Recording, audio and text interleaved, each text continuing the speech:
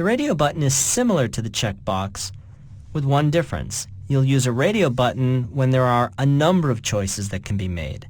So with a checkbox, it's typically either yes, no, true, false, okay, not okay.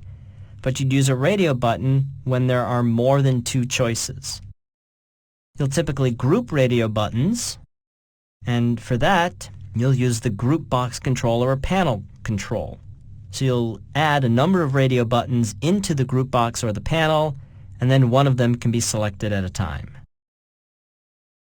Well, you'll need to know which radio button is checked, and for that you can use the checked property. So if you have a number of radio buttons in a group, then you can just for each one query the checked property, and that tells you if that radio button's been checked. You can also respond to the checking or unchecking of a radio button the same way you do with a checkbox. The click event occurs when the radio button is clicked, and the checked changed event occurs when the state of checked has changed. And just as you can change the appearance of a checkbox, you can do the same thing with radio buttons. You can have the radio buttons appear as toggle buttons by setting the appearance property to button.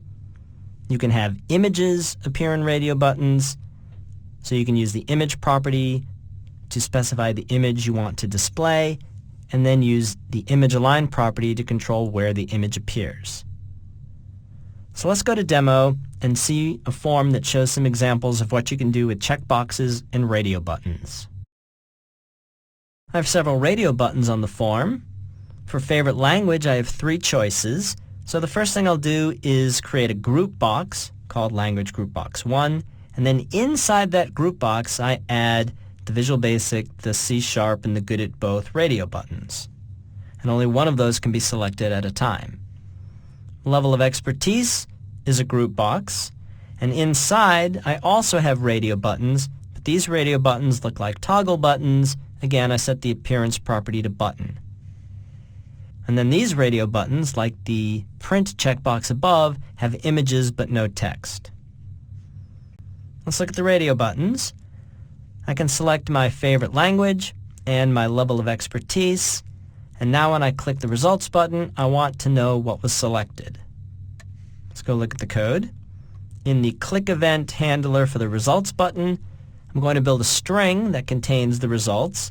Then I'm going to determine if any of the first 3 radio buttons were checked. So if VB radio button 1.checked is true, then I've checked that radio button, and I'll add you like VB to the results.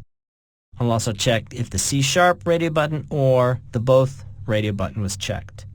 The code to check the second set of radio buttons is the same, even though these buttons look like toggle buttons. They're still radio buttons, they just happen to have the appearance property set to button. So the code to check them is obviously the same.